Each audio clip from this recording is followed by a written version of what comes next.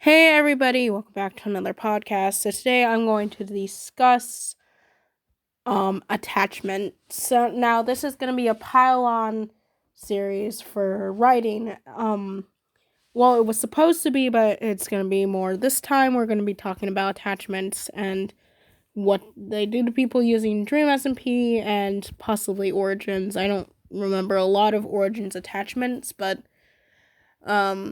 yeah. Anyways, I guess we could start with Origins. Attachments are things tied to people that people really care about. For instance, let's use a real life example first. A person could really, really have an attachment to ice cream. And it could be because they like the ice cream or because there's a memory attached to it. Now, this person, well, let's use both scenarios. In the scenario they like the ice cream, it could be that it's a great ice cream. It's just great and a great ice cream that they want to keep and they want to have this ice cream, so they sit it in the fridge and they eat it. And then they can go buy more and they can get that. So that's kind of like their attachment is because they like it. It's a good thing. Now we're gonna go to another person with the same liking of ice cream, except they like the ice cream because it resembles a memory. The ice cream is super good, super delicious, but it's tied because that dead grandma used to take them to that ice cream parlor, and they like the ice cream there, and every time they eat the ice cream, it brings back those happy memories of said person. Now, attachments can also be inanimate objects too, such or like not just inanimate objects. Sorry, it could be a mindset or like something that you want. For instance, let's jump to Origins. Alamos from Fairy Tail Origins, from the Origins roleplay group, who is played by Patrick. His attachment really is his reputation. His reputation as this powerful, almighty, first ever leader of Grimshade, which is a guild. I'm not gonna get too much into it, but it's a guild. And on top of that, his ties to being the first Dragon Slayer, he's the all powerful one. That stuff. But the problem with it, but no, there's no problem with it. Sorry, I was thinking about something else. As you can see, these things are not scripted. Anyways, let's jump to another character that has an attachment. For instance, let's go to Richie and Brandon, and the Diablos twins from Fairy Tail Origins. Same Origins roleplay group, by the way. They have an attachment to each other, and the guild. They value family, and so when a family member is injured or hurt or killed, it's sad. One of the things that they talked about, one of the biggest character traits in season 5, for Richie was his guilt for Tapio. Tapio's character I don't know a lot about because I didn't watch season 4. I really should have, but Tapio was killed due to Richie's drunkenness. And Richie, by the way, is considered a quote-unquote good guy, but again, like I stated in my first podcast, morally gray line. So Richie's on that morally gray line because he did some not so nice things. And he was drinking because his brother was missing. He had no clue where his brother was. And then in the guild was kind of just falling apart because Richie had an attachment to his brother. His brother was the last thing he had of home. Because they're from a different dimension. They're from a different world. And so his brother really is the only thing he had. And then his brother suddenly went missing at the end of the grand magic games, which were royally screwed up by a bunch of villains. And so, there's, he had a huge attachment to his brother who was now missing, and he became drunk and had issues, and just sad. It was just sad. Yeah, okay. So the next thing I'd like to talk about, the next character who had an attachment, we'll kind of jump to another series, Origins of Olympus. Now, this attachment in Origins of Olympus is we're going to talk about Brian Aphrodite from the same Origins RP group, from a different series, Origins of Olympus, obviously. So, Brian's attachment, his entire character was about love, but in season 1, his attachment was his wings.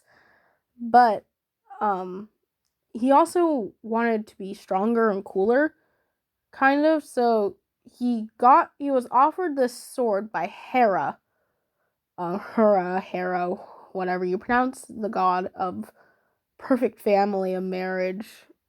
Yeah, Zeus's wife. Anyways, offered this sword by Hera. The sword was called the Seductive Rose.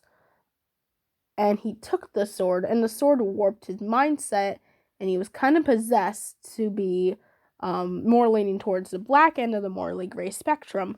Now, so yeah, he was like that, but his attachment was his wings, which it was gone, and his memory of having wings is gone, or rather the memory of him losing his wings was gone, and his attachment were those wings, but now his attachment was this sword he got, and the sword kind of possessed him into this attachment, the same as the discs from Dream SMP possessed Dream in a way. He made an obsessive, or his mission to do said thing. Anyways, so Dream, let's jump to Dream SMP since we're on the topic of that. Dream's whole character, he is, he's got Tommy's discs. Now, Tommy's attachment to these discs is not the actual disc itself. Sure, the disc took a really long time to get, but he could certainly grind for it again, and he could get the discs again. It wasn't that. It was the memories tied to the objects that made him so obsessed about them. The memories tied to those objects are the good times of the SMP, the early days of the SMP, where he and Tubbo were good friends, and that's how that went. Now, what I think, why Dream wanted it was more for power. He wanted it to gain leverage, and Tommy's 16 at the time that Dream wanted these discs, and they fought over it, they fought over like a little two toddlers who were fighting over a favorite toy. They fought over the discs, and it became an issue, obviously, but Dream wanted it for power and leverage to control Tommy into not doing explosive things that, children do, like, pranks and dumb stuff, basically, dumb teen stuff. Anyways, another attachment that Tommy has is L'Manberg. Now, the reason Tommy has an attachment to L'Manberg is because his memory tied to Wilbur. Wilbur back in his prime. Wilbur when he was happy, before Wilbur spiraled into this not-so-nice person, whose morals are not really just. They're not just at all, actually. Exploding a country is not just. But, again, that depends on who you're seeing through, whose mindset you're seeing through. And again, these are all characters that are all being played, but it's still there. What's another? Okay, Wilbur's attachment to L'Manberg. Let's talk about Wilbur's attachment to L'Manberg. In the beginning, Wilbur's attachment to L'Manberg was there. Wilbur loved L'Manberg. It was great. And that's even in Tupactopia, he loved L'Manberg up until a certain point where he cut his ties to L'Manberg because he thought the L'Manberg he loved, the L'Manberg he started, was no longer there and thus created issues for him. And so that happened. Anyways, yeah, that was kind of how that happened. Uh, um, Phil's attachments are all object based, but they're also tied to memories and like people. They're not really tied to memories like Tommy's, but they're more tied to people, such as the friendship emeralds Techno gave him or the compass that Techno gave him. They're representative of his friendship, and rather than memories. And Wilbur's attachment to L'Manberg was more representative of his emotions. The more unstable L'Manberg got, the more unstable Wilbur got. Wilbur's attachment to L'Manberg, kind of in a way, L'Manberg and Wilbur dematerialized together. They didn't. They say a man will die with his music. Or rather, a man will die with his own creation that he created. And that is true. That is very true in Wilbur's case, too, because Wilbur died with his creation.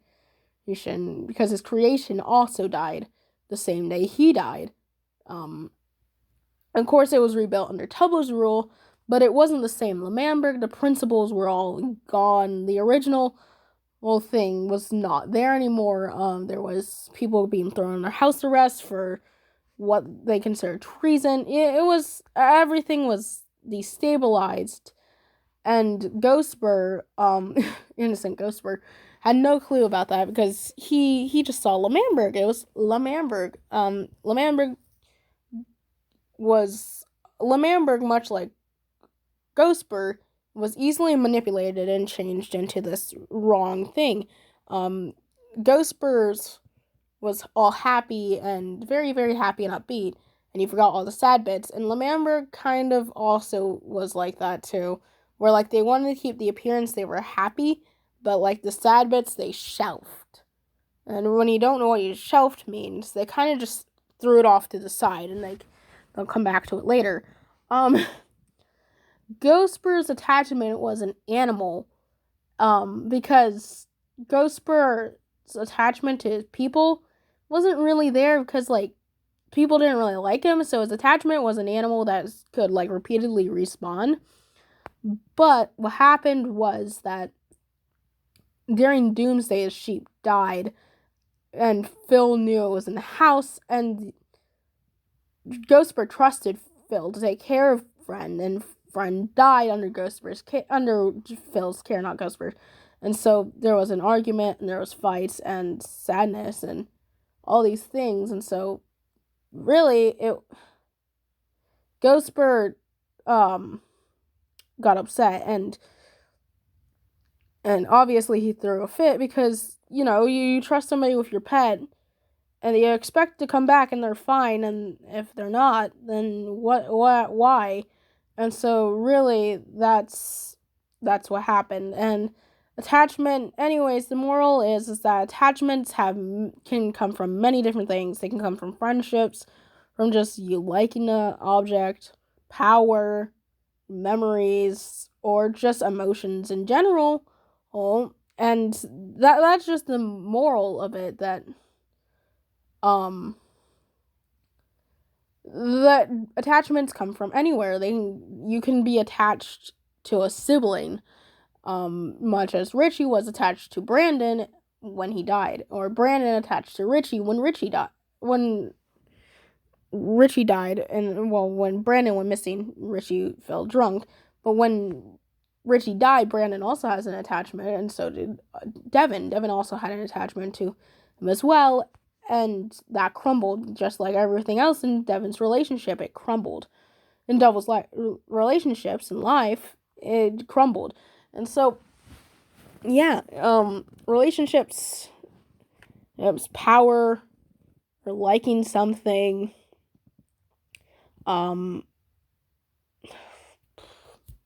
Memories, emotions, friendship. That's where all attachments come from. And yeah, I hope you guys enjoyed this podcast. It was really fun to make. And I'm gonna be uploading this soon. And yeah. I will make another one and add it to my plethora of podcasts now. Goodbye. Have a nice day.